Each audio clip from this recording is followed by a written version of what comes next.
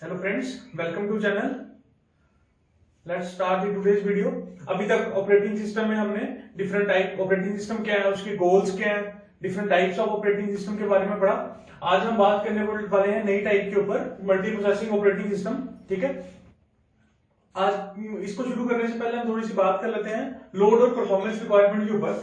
जैसा कि आप सभी जानते हैं, आजकल हमारे पास लोड अपने डिवाइसेस पे बढ़ता जा रहा है, क्योंकि हमारे पास जो मेमोरी स्पेस है वो तो मशीन के अंदर तो लिमिटेड रहती है और उसको हमें मैनेज भी करना पड़ता है।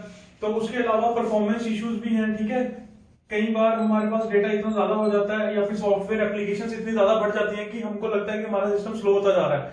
मोरओवर, ये तो मैं अपने पर्सनल कंप्यूटर्स की बात कर रहा हूँ। साइंटिफिक एप्लीकेशंस की बात करें तो वहां पे और भी ज्यादा हमारे पास परफॉर्मेंस इश्यूज रहते हैं। ठीक है, तो मल्टी प्रोसेसिंग ऑपरेटिंग सिस्टम, जैसे आपको नाम से पता चल रहा है कि मल्टी प्रोसेसिंग यानी दो या दो से ज्यादा प्रोसेसेस मिलके एक कंप्यूटर सिस्टम में हम लगा देते हैं ताकि हमारे पास परफॉर्मेंस हम उस सिस्टम की एनहांस कर सकें। ठीक है, एग्जाम्पल के तौर पे मैंने एक मशीन बनाई है। ये सीपीयू जितने भी हैं ये सब क्या है, ये प्रोसेसर्स हैं आपके। ठीक है, ये ही प्रोसेसर्स हैं, एक ही ये सिस्टम है और उसके अंदर मैंने 3-4 एन प्रोसेसर्स लगा रखे हैं। ठीक है, तो अब जब इंडिविजुअल प्रोसेसर है तो अभी तक जो हम पढ़ते आए हैं टाइम शेयरिंग ऑपरेटिंग सिस्टम की अगर मैं बात करूं तो प्रोसेसर एक ही था। मल्टी प्रोग्रामिंग ऑपरेटिंग सिस्टम की बात करूं तो प्रोसेसर एक ही था, उसके ऊपर हम क्या कर रहे थे, स्विचिंग कर रहे थे। वो इतनी फास्ट हो रही थी कि हमको लग रहा था कि एक्चुअल रियलिटी की हमको लग रहा था कि एक ही टाइम पे हम बहुत सारे प्रोसेसेस पे काम कर रहे हैं, लेकिन रियलिटी में क्या हो रहा था, एक ही प्रोग्राम था जो उस टाइम उस प्रोसेसर पे एग्जीक्यूट कर रहा होता है। ठीक है, फ्रीक्वेंटली वो इतनी तेज शिफ्ट करता है प्रोसेसर कि हमको लगता है कि सारे प्रोग्राम्स एक साथ काम कर रहे हैं। लेकिन ट्रू पैरेलल एग्जीक्यूशन जो होती है वो मल्टी प्रोसेसिंग ऑपरेटिंग सिस्टम में होती है। क्यों? क्योंकि यहां पर हमारे पास एक से ज्यादा प्रोसेसर रियलिटी में एग्जिस्ट करते हैं। ठीक है, तो इस जैसे अब मेरे पास मान लो अगर ये डिफरेंट तरह के सीपीयू पड़े हैं तो मैं इस पे कोई भी काम कर सकता हूं। मैं हार्डवेयर इंटरप्ट अगर कुछ करना तो मैं इस पे कर सकता हूं, फेसबुक चलानी है तो इस पे कर सकता हूं, ब्राउजिंग करनी है तो उसके लिए मेरे पास अलग प्रोसेसर रह सकता है। अगर मुझे कोई डिफरेंट कॉम्प्लेक्स कैलकुलेशन सॉल्व करनी है तो उसको मैं डिफरेंट सीपीयू पे चला सकता हूँ। आई होप आपको मल्टी प्रोसेसिंग का कंसेप्ट समझ आ गया होगा। चलिए कुछ पॉइंट्स देख लेते हैं। मल्टीपल सीपीयूज, 2 और more within a single computer system in close communication sharing the system resources. मतलब दो या दो से ज्यादा हमारे पास प्रोसेसर्स रहेंगे, कंप्यूटर रहेंगे जो क्लोज कम्युनिकेशन में काम करेंगे, शेयर करेंगे सेम सिस्टम का बसेस, डेटा बसेस वगैरह, मेमोरी जो होगी वो सेम शेयर रहेगी, जैसे आप देख सकते हैं डायग्राम में। और जो हमारे इनपुट आउटपुट डिवाइसेस है वो भी सेम ही रहेंगे। सिर्फ आप क्या बढ़ा रहे हो, आप सिर्फ प्रोसेसर्स का नंबर बढ़ा रहे हो, बाकी सब कुछ सेम रहने वाला है। ओके, नेक्स्ट लिखते हैं true parallel execution as different processors true parallel execution as different processes may run on different CPU। ठीक है, पैरेलल एग्जीक्यूशन रियलिटी में मिलती है। क्यों? क्योंकि डिफरेंट जो प्रोसेसेस हैं वो किस पे रन कर रहे हैं, वो डिफरेंट प्रोसेसर्स पे रन कर रहे हैं, इसलिए आपको ट्रू पैरेलल एग्जीक्यूशन मिलती है। ट्रू पैरेलल एग्जीक्यूशन का मतलब यही है कि अभी तक मल्टी प्रोग्रामिंग और मल्टी टास्किंग या टाइम शेयरिंग की मैं बात करूं तो उसमें हम क्या कर रहे थे, एक प्रोसेसर पे ही काम कर रहे थे, लेकिन वो प्रोसेसर की स्पीड आप सभी जानते हैं वो ज्यादा होती है और शिफ्टिंग इतनी तेज हो रही थी कि हमको लगता है कि भाई कि एक ही साथ हमारे सारे प्रोग्राम एक्चुअल में रन हो रहे हैं, लेकिन एक टाइम पे एक ही रन होता है। यहां पे क्या हो रहा है, यहाँ पे एक्चुअल में एक से ज्यादा प्रोग्राम्स एक्चुअल में रन हो रहे हैं डिफरेंट प्रोसेसेस के ऊपर। ठीक है, चलिए आगे बात कर लेते हैं। जो मल्टी हमारा प्रोसेसिंग ऑपरेटिंग सिस्टम है ये फर्दर डिवाइड किया गया है 2 टाइप्स में। ठीक है, फर्दर डिवाइड किया गया है इसको 2 टाइप्स में। एक है हमारे पास सिमेट्रिक मल्टी प्रोसेसिंग और दूसरी है हमारे पास एसिमेट्रिक मल्टी प्रोसेसिंग। ठीक है, सिमेट्रिक मल्टी प्रोसेसिंग और एसिमेट्रिक मल्टी प्रोसेसिंग। अब मैं सिमेट्रिक मल्टी प्रोसेसिंग की बात करूं तो सिमेट्रिक मल्टी प्रोसेसिंग में क्या होता है कि जितने भी हमारे सीपीयू होते हैं उनके पास इंडिविजुअल राइट्स होते हैं किसी भी एलिमेंट को एक्सेस करने के, यानी कि बसेस, इनपुट आउटपुट डिवाइसेस, सबके पास कॉमन राइट्स रहते हैं। और एसिमेट्रिक मल्टी प्रोसेसिंग की बात करूं तो यहां पे हमारे पास मास्टर स्लेव आर्किटेक्चर आ जाता है। मास्टर स्लेव आर्किटेक्चर पे ये काम करते हैं। मास्टर स्लेव आर्किटेक्चर की बात करूं कि मान लो एक सीपीयू को हम मास्टर बना देंगे और वो सीपीयू सब दूसरे सीपीयूज को मशीन के डायरेक्ट करेगा कि भाई आप ये काम करो, आप ये काम करो, आप ये काम करो, ठीक है। ये मास्टर बना दिया हमने और ये सारे इसके क्या हो गए, ये स्लेव हो गए, ठीक है। ये वाला हमने मास्टर बना दिया। एक सीपीयू को हम मास्टर बना देते हैं और बाकी सब उसके स्लेव। अब ये सीपीयू गाइड करेगा कि ये वाला प्रोसेसर क्या काम करने वाला है। ये मास्टर हो गया और ये इसको बताएगा भाई कि तू इनपुट आउटपुट प्रोसेसिंग कर ले। ये बताएगा भाई कि तू हार्डवेयर ड्राइवर इंटरप्ट पे काम कर ले। ये इसको बोलेगा कि तू ब्राउजिंग एप्लीकेशन संभाल ले। तो मतलब मास्टर स्लेव में क्या होगा, एक मास्टर एक्ट करेगा और बाकी सब उसके स्लेव्स काम करेंगे। सिमेट्रिक मल्टीप्रोसेसिंग में क्या होगा, हर सीपीयू इंडिविजुअल तरीके से काम करेगा। जैसे यहाँ पे ये जो आप देख रहे हैं सिमेट्रिक मल्टीप्रोसेसिंग है, तो हर सीपीयू मेमोरी को डायरेक्टली एक्सेस करेगा, उसके पास डायरेक्टली वो रिसोर्सेज को एक्सेस कर सकता है। यहाँ पे मास्टर स्लेव का कोई कंसेप्ट नहीं आता, ठीक है। आई होप आपको मल्टीप्रोसेसिंग ऑपरेटिंग सिस्टम क्या है वो समझ आ गया होगा, इसकी टाइप समझ आ गई होगी। चलिए अभी आपको हम रियल टाइम लाइफ में एग्जांपल में बात करके देख लेते हैं थोड़ी सी। आप मोबाइल्स अपने यूज करते हो आजकल, मोबाइल जो है आपके आजकल octa core, dual core, quad core ऐसे ऐसे आ रहे हैं। तो ऑक्टा कोर, क्वाड कोर आने से फायदा क्या हो रहा है हमको, देखो अब हमारे पास जो प्रोसेसर है वो मल्टी प्रोसेसिंग के कंसेप्ट पे काम करते हैं। कई बार आपने देखा होगा कि आप जब गेम खेलते हो तो आपके मोबाइल्स एकदम से कितने ज्यादा हीटअप हो जाते हैं। वो इसलिए हो जाते हैं क्योंकि उस टाइम गेम खेलते वक्त वो स्क्रीन भी मैनेज हो रही है, ग्राफिक्स भी मैनेज हो रहे हैं, उसके बाद ब्राइटनेस के लेवल्स भी चेंज हो रहे हैं, आवाज भी आ रही है, मतलब मोस्टली सारे प्रोसेसेस एक साथ एग्जीक्यूट कर रहे होते हैं। उस टाइम सारे ऑक्टा कोर है तो सारे कोर्स उस मोबाइल सिस्टम के यानी उस मशीन के कंप्यूटर सिस्टम की बात करूं तो वो सारे यूज हो रहे होंगे।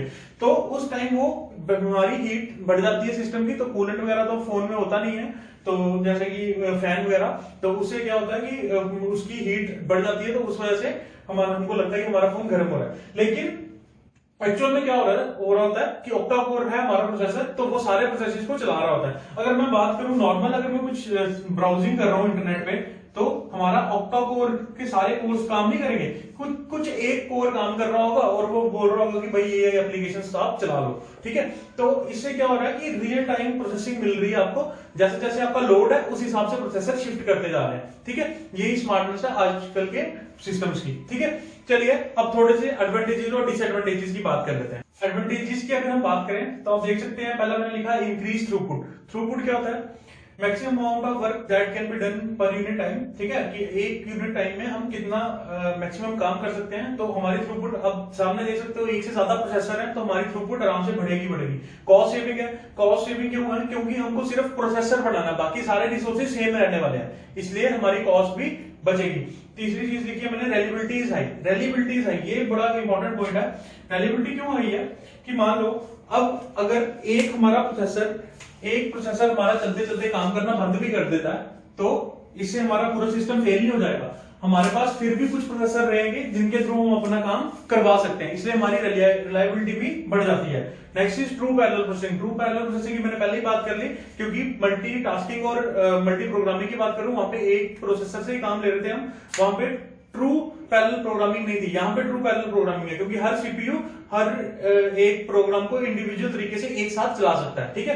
डिसएडवांटेजेस पे नजर मार लेते हैं। कॉम्प्लेक्सिटी इज हाई, बेशक क्योंकि कॉम्प्लेक्सिटी इसकी हाई होगी। जैसे जैसे हम प्रोसेसर ऐड करते जाएंगे उन सबको हमको जोड़ना भी तो पड़ेगा अपने हार्डवेयर रिसोर्सेज के साथ, मेमोरी के साथ, उन सबको मैनेजमेंट करना मुश्किल हो जाती है, कॉम्प्लेक्स हो जाती है। Overhead cost reduce throughput. अभी यहाँ पे ओवरहेड कॉस्ट रिड्यूस थ्रूपुट की अगर मैं बात करूं तो यहाँ पे आपने देखा कि थ्रूपुट इंक्रीज होती है, लेकिन ओवरहेड कभी कभी यहाँ पे बढ़ भी जाता है। इसका कहने का मतलब ऐसा है कि मान लो अगर एक प्रोसेसर है तो वो उस वेट कर रहा है कुछ इनपुट आउटपुट ऑपरेशन परफॉर्म करने के लिए, या फिर उसको सिस्टम बस या सिस्टम रिसोर्सेज की जरूरत है, सेम दूसरा प्रोसेस भी उसी चीज के लिए वेट कर रहा है, तो कभी कभी थ्रूपुट इंक्रीज होने के बजाय हमारी थ्रूपुट डिक्रीज हो जाती है। क्यों? क्योंकि सारे प्रोसेसेस वेट कर रहे हैं तो सबका नंबर लेट आएगा।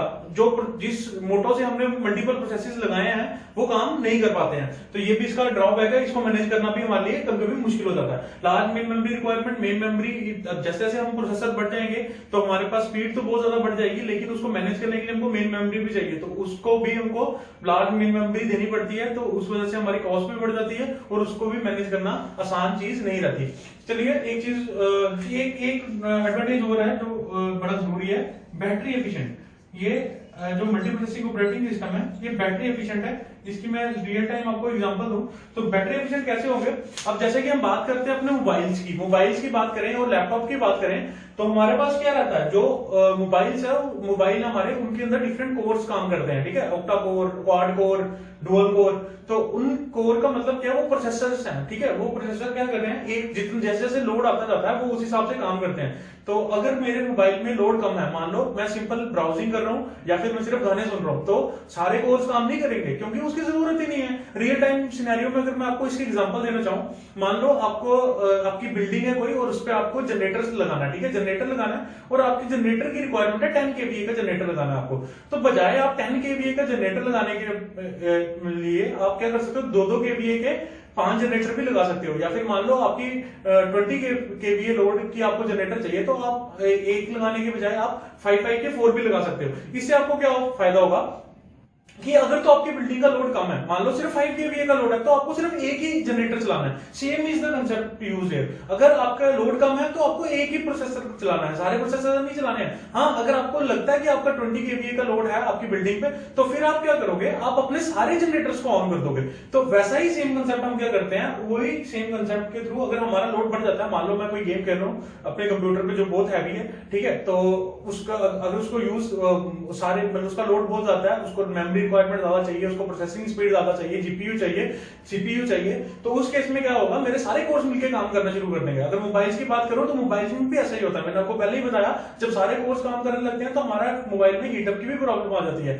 ठीक है। तो बैटरी एफिशिएंट कैसे है, as per the requirement need by of the machine, वैसा ही हमारा प्रोसेसर काम करेगा। अगर ज्यादा कोर चाहिए तो ज्यादा प्रोसेसर काम करेंगे, ज्यादा प्रोसेसर काम करेंगे तो फिर बैटरी जल्दी ड्रेन होगी। अगर कम लोड है तो ये नहीं है कि अगर देखो अगर 10-20 kV का लोड है तो फिर तो एक पूरा सारा सिस्टम रिसोर्स चलाना पड़ेगा, लेकिन उससे कम लोड है तो फिर हम कम लोड डालेंगे और बैटरी भी हमारी कम ड्रेन होगी। अगर बजाय हमारा लोड 1 kVA का है और हम चला रहे हैं 20 kVA का जनरेटर, तो उसका हमको कोई फायदा नहीं होने वाला। वैसे ही अगर हमारे पास जो प्रोसेसिंग चाहिए, हमको एक प्रोसेसर हमारा काम कर सकता है, उस पर हम 20 प्रोसेसर वाला सिस्टम चला देंगे तो हमारा फायदा क्या है, वो सारी हमारी थ्रूपुट वेस्ट होने वाली है। तो इसलिए मैं क्या कह रहा हूं कि जो हमारे मल्टी प्रोसेसिंग ऑपरेटिंग सिस्टम है वो हमेशा बैटरी एफिशिएंट रहते हैं। एज पर लोड वो स्विचिंग करते रहते हैं और प्रोसेसर वही काम करेगा जिसकी हमको उस टाइम रिक्वायरमेंट हो। ज्यादा चाहिए होंगे तो ज्यादा काम करेंगे, कम चाहिए होंगे तो कम काम करेंगे। I hope multi processing operating system क्या है आपको समझ आ गया होगा। अगर आपको कोई डाउट है तो आप कमेंट करके बता देना। नेक्स्ट अब बात कर लेते हैं हम